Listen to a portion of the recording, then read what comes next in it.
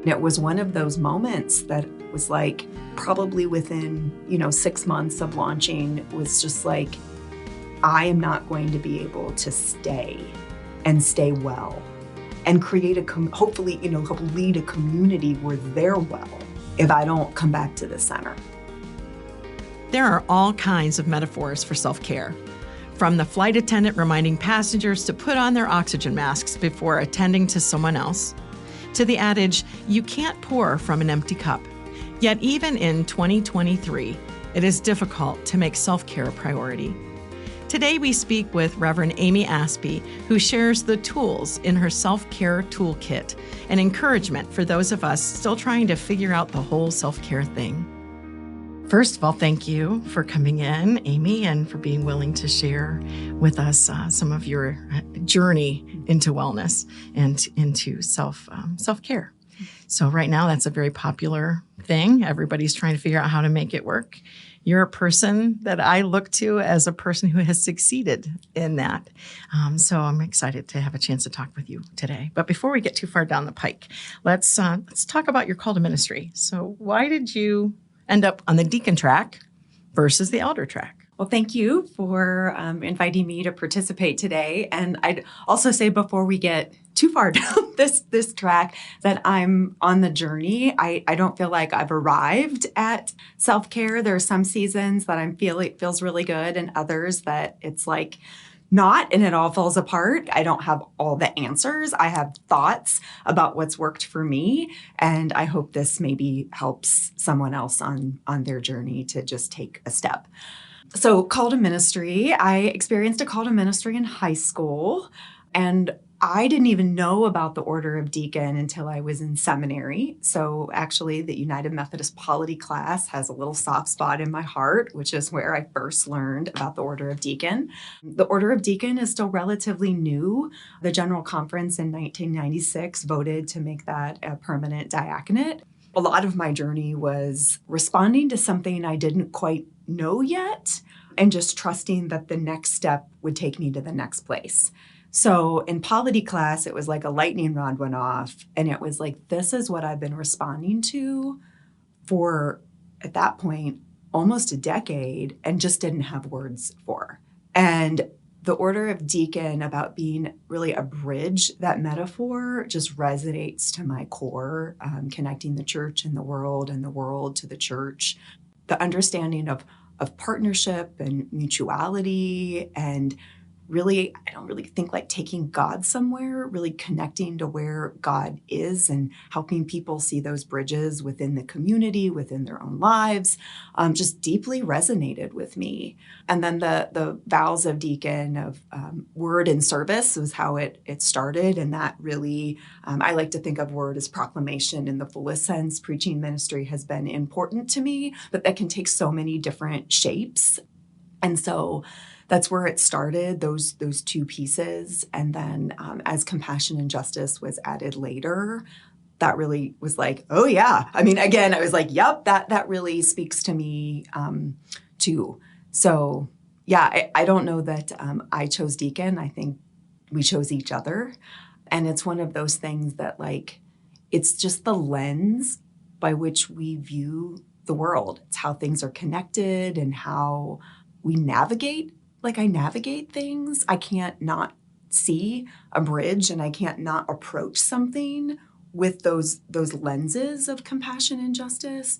And so I think it's like if our common baptismal call is like the frame of a pair of glasses, this is the lens by which we just see the world. So tell us a little bit about some of the places where you've been a bridge in your career.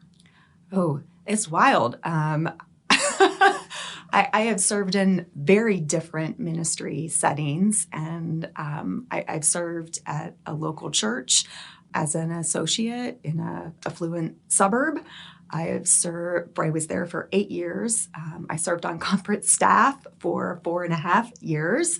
I have served now as a church planter, which involved helping a church to close, reimagine, and then launch. And we will almost be 5 years old in November. None of these things were on my radar.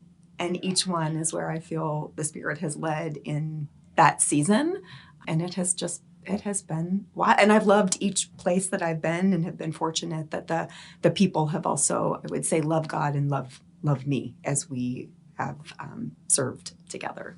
So the day that you launched Short North Church, I was there. I know. And it was such a beautiful day. And the people were so different from one seat to the next. Is that still sort of the look that there is at Short North? Yes, I would say our diversity continues to increase. Like every way that you can think diversity might mean, and that we can be different from each other in all those beautiful ways. That's the way the gathered community shows up on Sunday morning and times in between. Let's talk a little bit about self-care. When did you know that you needed to take self-care a little more seriously? As someone who is how I'm wired, like I would say how God has created me to be driven, to care deeply, to want to do well, not only for myself, but for the community. Another way that I'm wired is like I can see the whole often, and also like the railroad tracks. And so that can be a superpower, and it can also be overwhelming because I can often see just how much there is. At what point in your life did self-care become a priority? I would say the very first church I served, within not that long of arriving, it just became clear that I got to figure out how to take care of myself because there's always so much to do. And as somebody who's created and wired, to be, I would say, driven and sometimes value productivity too much, I had to do some disentangling of productivity and self-worth, together. How I care for myself isn't something that other people can do for me. The churches, as I said, in communities that I have served, I think have always wanted me, to be well, but nobody can do that for me. And so it was a matter of, just trying to figure out how do I claim this rhythm and then communicate about that and bring people along. And the places that I've been when I've said this is my day off and this is what this means, have really held me to that. But yeah, it's just not something that somebody can do for you. And I love the church, and I'll say the church won't give it to you either, because there's always more. And in theory, we love that until it's then something doesn't get done. And it's like, oh, but see, if this is what we create, this is what we have to find, whether that's in speed or setting expectation or a resetting really of the culture together, because there's going to be trade-offs for what we say we value and what that looks like logistically, maybe in both our own lives and in the places that we serve. So what was the practice, or what was the thing that you started with? You mentioned the fact that you knew pretty early on that you needed to do something differently. Yeah, a Sabbath day has always been an anchor for me in a way that's life-giving. So just finding a set day every week that I am off, a Sabbath time that, is worship, rest, delight, whatever brings me joy, that there is no schedule unless I want to set it, that has nothing to do with work. That's been crucial for me. In every place, that's been a different day because of different seasons in, my life and what's going on. But that has been essential for me. And then also thinking about practices that continue to feed me, and in different seasons that's looked different ways. I used to run a lot. Now running doesn't speak to me as much, and so I developed a yoga practice. Actually, in 2012 is when that started, and that has become a core piece of my self-care. Talking with friends on a regular basis, making time for people that I love going to therapy, talking with a spiritual director. There's been things in a tool bag that when I revisit, it's like, yes, this still really speaks to me in this season. And then there's things that just don't. So would you say that part of that journey included learning how to be good at things, but not necessarily perfect at everything? For me, I think that it's just been, where is that like delight found? And when like sparks kind of spark in your soul. Like, so for me, I enjoy cooking. I'm not like a master chef, but I enjoy that. If hopefully they turn out to be, tasty, but it doesn't have to be something that I like. Now I'm going to open a restaurant and, have signature dishes. It doesn't have to go to an extreme place. I think it needs to be delightful. Give us a peek into your life. Tell us about how your day begins. That brings another piece. I'm glad that you asked this. For me, self-care is also sleep. I think it is the most underrated resource around. And I think particularly people who serve in the church, right? It can be when the rationalization is, and it's true, we do it for Jesus. We can just want to like burn that candle out. And so Jesus slept in a boat, right? Like takes time away. I think that, so I start a day hopefully having had really good sleep. Every body needs different things. I need at least 7 hours of sleep. And if I don't get that, I get very angry, and it's just not like, so sleep for me is really important. So hopefully I have woken up after a good night's sleep. I start the day with some kind of quiet time. For me, I'm a morning person, so sometimes I like, after having had good sleep, to get up very early because it's my most centered time. It's my most creative time. I walk myself out to the coffee pot and enjoy making a cup of coffee. And then I sit generally in our study. I like to watch the sunrise. I know this sounds very cliche, but like honestly, watching the sunrise is a deep practice for me. And then I'm reminded I'm connected to something bigger, that God is at work when I am sleeping and is raising the sun. And that is indeed not my job to do. So it just is like a little, I feel like God's like, make sure you remember your place today. Today. I'm God and you're not. Yes.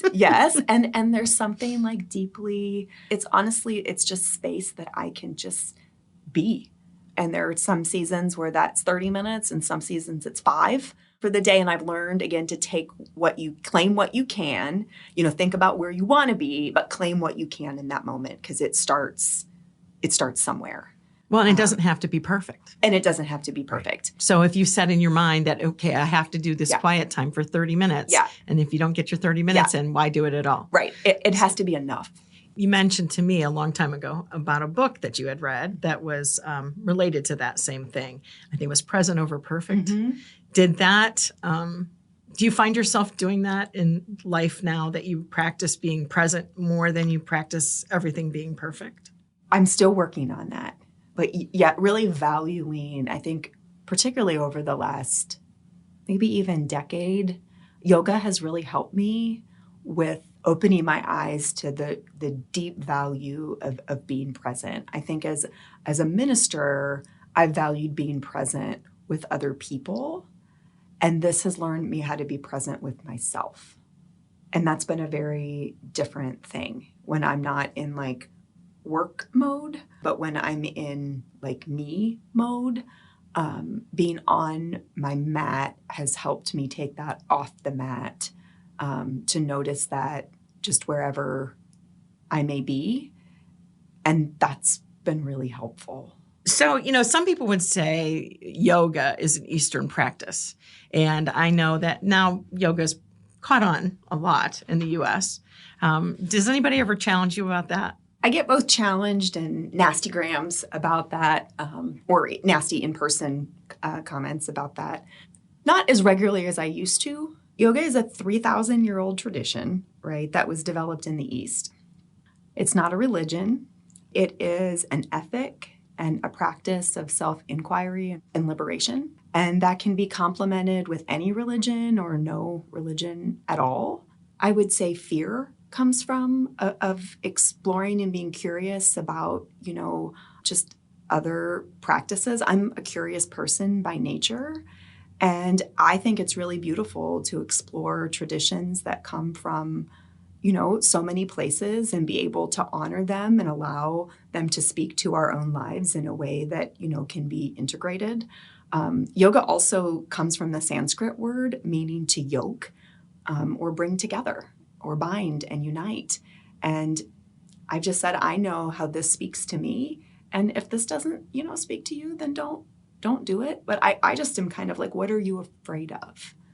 So you have a thing called Yo-Wo. Could you tell us a little bit about Yo-Wo? Yeah, so Yo-Wo is a blend of yoga plus worship, which once a month I lead, sometimes with my friend Nicole Havelka. We lead together a worship service that is a blend of yoga and worship for us. That's how, that's what we've wanted to be really clear about that. It's an embodied worship experience. I think we can get very disconnected in our lives. And again, that like to yoke, right? It kind of brings together the mind, body, and spirit. I hope that people can deepen their connections with God and with the community and with themselves. And I think it's a different feeling to be breathing and moving. And for the Yo-Wo piece, right? Hearing scripture or meditation and what that means like in an embodied way. And there's so much shame sometimes around bodies and what all that can be. And I hope this is a way that people can like delight in the way that they have been created to care for themselves, to shimmer with the divine in community. And I hope, people leave feeling more grounded and connected. As a person who's actually attended Yo-Wo and a person who is what I like to refer to as a non-bendy person, one of the things I've appreciated about that practice has been the moment of, well, first of all, only going as far as your body will take you and being okay with that.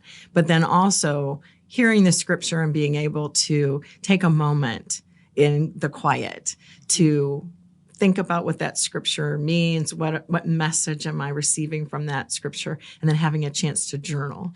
So I'm trained in I'm a 200 hour certified yoga teacher in Vinyasa yoga, which is breath plus movement. The Western world has really created a very toxic culture where yoga can be just about completely, about fitness or about certain body shapes or making it not accessible for people, that it needs to look a certain way on Instagram, or that if you don't get into this expression of a pose, then you really can't do yoga. No. Yoga is for everyone. And breathing and moving in whatever way that looks, is yoga. And breath is yoga, even without the movement. That it started. Really the purpose, right, was to be able to sit in meditation for a long time. And that's actually one of the things I find most meaningful is my mind doesn't quiet down easily unless I'm moving. And so having space where, in an hour I've been moving helps me to center and actually hear more deeply. And so I'm very passionate about yoga being for everyone and feeling good about how we have been created. And we say everything is invitation and not expectation. And if people want to lie down the whole time and be and breathe, like honestly, that's advanced. So I'm very passionate about that. Well, and for some people, they never stop long enough just to breathe in and out and to settle their mind. Right. And it'll be the first time like all day that we can sometimes really pay attention to our breath and tune in to what our body is telling us, like where is there tension? And our bodies try to tell us a lot of things, and we often tune them out because we don't want to hear what they have to say. When was a time in your journey where you realized, I thought I knew what I was doing. I thought I had this all figured out, and I don't. Well, I would say church planting was really hard. When Short North launched on November 11th of 2018, and then not long after COVID started, that I know in every place, right, brought so many challenges. But the planting journey is both super joyful and it's a lot. And probably a year in, once we launched, there's a certain energy that comes with launching. It was like, I have not built a sustainable rhythm for this. And this is someone, right, I've got a lot of things in my tool bag. Some of them I was really good about using, some of them I wasn't. And it was one of those moments that was like, probably within, 6 months of launching, was just like, I am not going to be able to stay well and create hopefully, help lead a community where they're well if I don't come back to the center. Because it's like a pendulum, right? Like sometimes we just wing one direction and it's like, okay, so how do we come back to the center? And how do we just kind of put a pin in it? And like, there's never going to be a perfect time. It's not like I'll take a vacation and then I'll come back within a week and then everything will be better. Like, it's just starting someplace. It's like, okay, I got to get really diligent about my day off again, right? I know that matters. I have to look at my schedule and create breathing room. If I've got a week that is bananas, because there are some weeks that are just super full and that can be joyful and wonderful. I can't have 4 weeks in a month like that though. And this is someone who's like press, like burnout. And so it was a matter of coming back to the center. What do I need? What does my body need in this season? And that was a good question to ask because, like I said, it's meant different things. Well, and that metaphor of, you can't help fill somebody else's cup if your cup is empty. Right. And I can tell, and within, and it's for me, burnout isn't only a tired. I get really irritable. I get resentful about the work instead of really being as joyful. I don't want to give people the benefit of the doubt and assume, it's like it's an internal thing where I'm noticing like, I don't like my responses to this. Oh, I'm really not filling the well so well. Better step back. Better step back and recalculate and talk with my team. So I have a wonderful leadership team. It's like, okay, not doing so good on this. I need to let you know that. And this is some steps I'm going to take. Ask me about that, please. Do you have an identifying scripture in your life or a life verse? Sometimes it shifts I would say the verse I've identified with the most for the longest period of time is actually from Luke 1:38, where Mary responds, "Here am I, a servant of the Lord. Let it be to me according to your word," which for me, God speaks to me in seasons. And just keeping focused on saying yes to whatever God is calling me in to that season. Because no season I've been in, I've been able to see for myself that if I'm saying yes for the right reasons, it generally has been life-giving, I think, all the way around. So that's one that I have kind of carried with me. And then one that has emerged, I would say, over the last 5 years is 1 Corinthians 13, where it's the verse that says, "Love never ends." And, faith, hope, and love abide, and the greatest of these is love. But with that, as I've celebrated the lives, of people who are now in the great cloud of witnesses, the reminder that love never ends has been so grounding and inspiring for me, that no matter where we go, love is already there at work. Love meaning capital L. I think it's a beautiful, God is love. The scripture tells us that too, that no matter where we are on our journey, love will meet us. And also the lives of those we love really never end because love is eternal. And we're never alone. And we're never alone. It seems to me, in wherever I'm at, that speaks to me in this last, I would say, 5-year season particularly. Is there anything else that you'd like to share with us, maybe that we haven't asked you about? I would say if you're in a place that feels really overwhelming, just start somewhere. Beautiful. Well, thank you, Amy, for sharing your life with us, sharing your practices with us, and just reminding us all that God created us the way that we are, and we are all valued and all loved because love never ends. Thank you, Amy. Thank you. Thank you for listening to Times Like These. Episodes are available wherever you listen to podcasts. If this episode has touched and inspired you, please share it with a friend. If you know of someone we should feature on this program, please let us know by emailing us at wocmedia@wocumc.org. We'll see you next time.